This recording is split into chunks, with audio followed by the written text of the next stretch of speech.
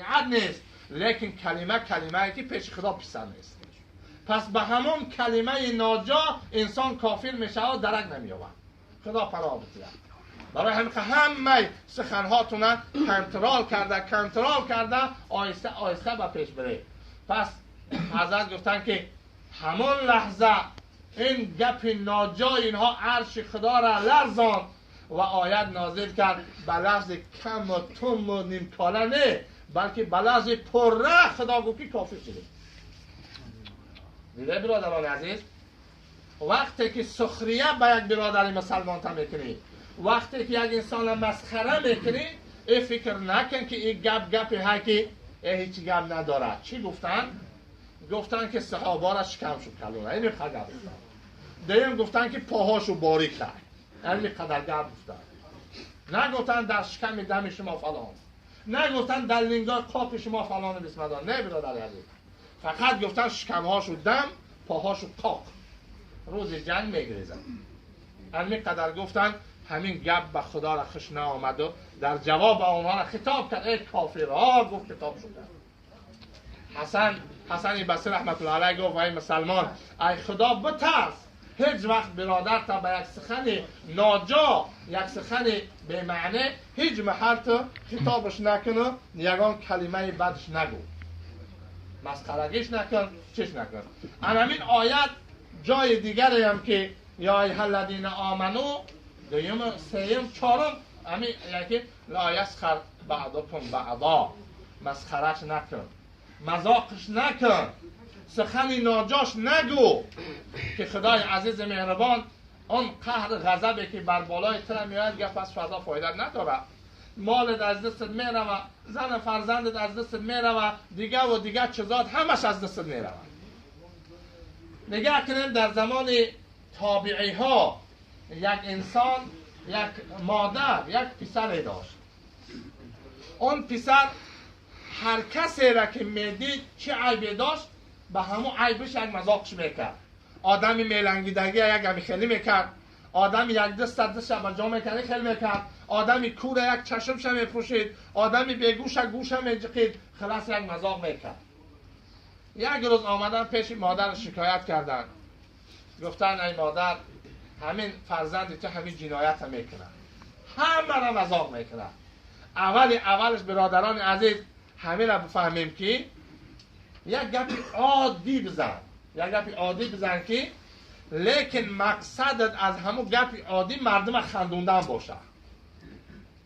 مقصد حال یگان کس مذاق نکرده، یگان چینه یک افندی نقل میکنه که قصد دمیه که مردم ها ها بخندن، از خدا غافل شوند. در حدیث رسول اکرم صلی الله علیه و سلم همین خیلی مذاق کنه خداوند سرکی در دوزخ میکنه. پیغمبر خدا مذاق میکرد، لیکن حضرت هم مذاقهای حقیقت بدن، نه اینکه هر کجا افندی ها جمع میکرد و مسخرگی ها جمع میکرد و صحابه را جمع میکرد ها. نه برادر عزیز، برای همین قدر پیغمبر خدا میگه که هر یک انسانی که سخن میگه تا که مردم بخندونه، همین که سخن میگه، پس همین سخن این جزاش چیه؟ سرکی در دوزخ پرتافتنه. همین انسان این حدیث پیغمبر صلی الله علیه و سلم نادیده گرفت. پس آمد مادرش گفت که ای فرزند عزیزم، همین کارا بس کن، همین کارا نکن. پس این گفت که ایگو مادر جان نگه کن، همین چولاخ که چکن امروز گفت یک چولاخ دیدم چه را میگشت، همین تری کرده یا نشان داد. گفت ای بچم، خداوند به این چیز را گرفتار نکنه که ایو بدت کنه. او سازه که لنگیده راه میگشت نشود که خدا ترا تماما از جاگر نخیزی. گفت که اکن نگه که سبحان الله بعض انسان بسیار بی ادب میشود. گفت که همین قدر بنده زیاد داره، خدا نخواد بی من بگیرد. برادر عزیز، خدا همین قدر بنده بسیار داره، رنگ تو متکبری نکرده است.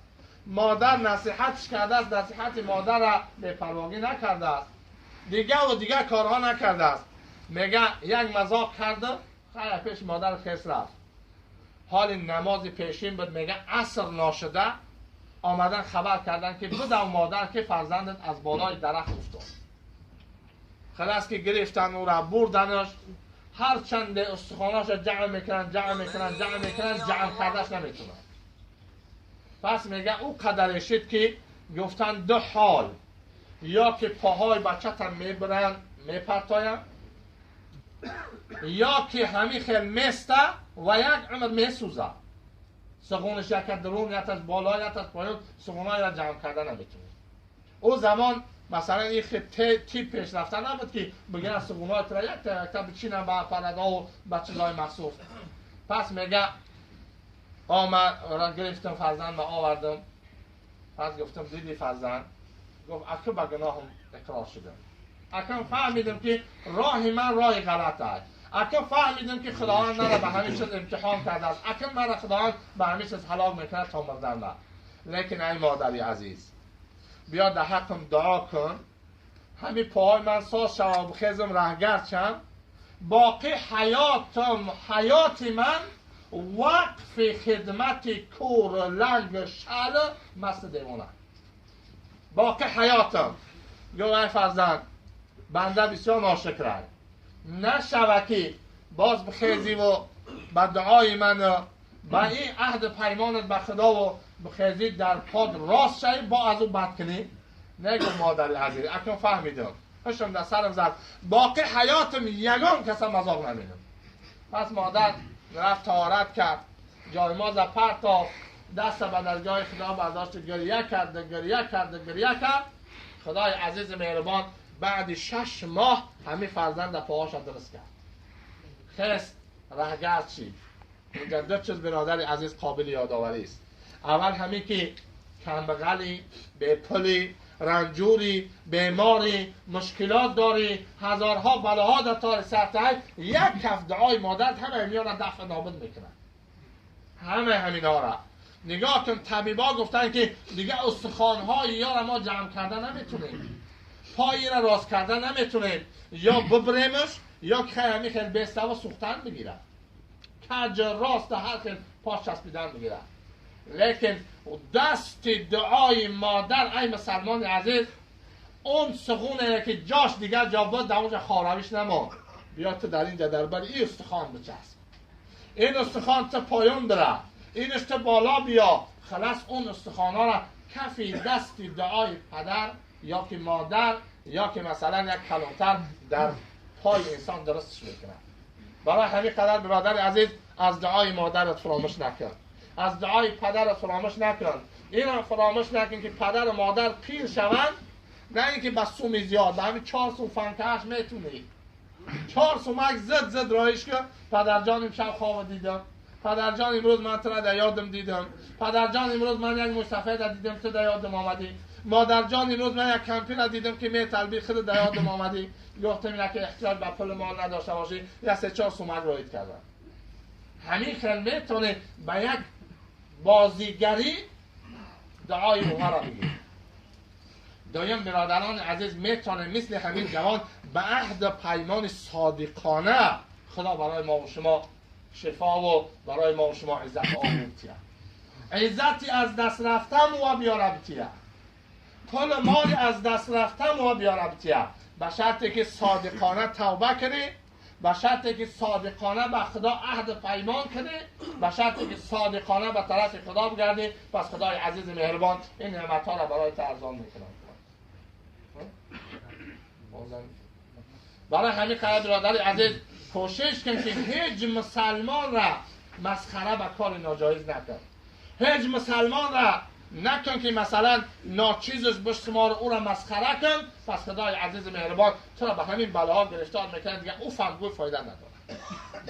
از همین چیزا کوشش کنیم برادر عزیز که ما و شما چقدر میتونیم پرهیز کنیم و چقدر میتونیم به طرف خدای عزیز مهربان باز بگردیم.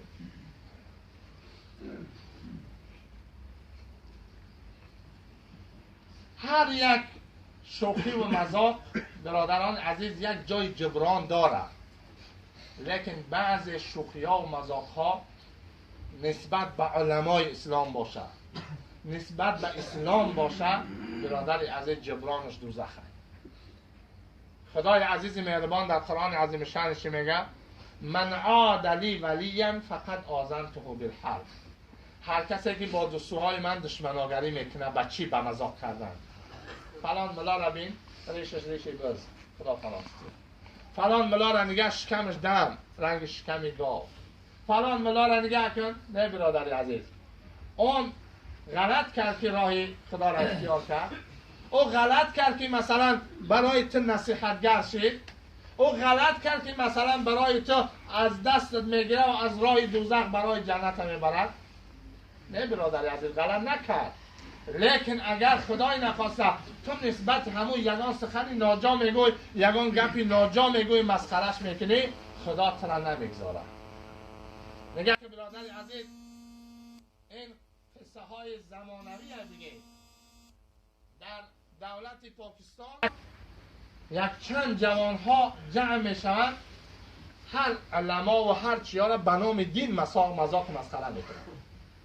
روز نوبت میرسه برادر عزیز، غیبت کردن، تهمت کردن امام ابو حنیفه. امروز نگاه کنیم که از جمله سلف صالح ما انمی صحابه های پیغمبرن، بعد از صحابه های پیغمبر انمی تابعی ها هم. حضرت امام ابو حنیفه رحمت الله علیه از جمله تابعی ها هم. تا مسلمان کوشش کن که پیغمبر خدا صلی الله علیه و سلم میگه که لحم عالم ها و دانشمنده ها یک زهر هست که به طرف اون گوشت اونها تو زبان تیز کردی، دندان تیز کردی، خدای عزیز مهربان به همون زهر تر میکشه. اینا کی میگه؟ پیغمبر صلی الله علیه و سلم. نگاه که برادر عزیز، تقریبا سالهای نزدیک نوبت اکنون به فکر خچان شرمنده کردن امام ابو حنیفه که این امام ابو حنیفه یک مذهب شد بر یک دروغ و بر یک فریب و بر یک دیگر. نه برادر، عالم بسیار اتباع زیاد داره، مردم از قفاش میروند، ترم بتونی هم از کم به آبروش نه. این مثال در دولت عربستان سعودی دولت سلفیگی هست، این جای پنهانش نیست. لیکن نگاه که در ادیاش که نام امام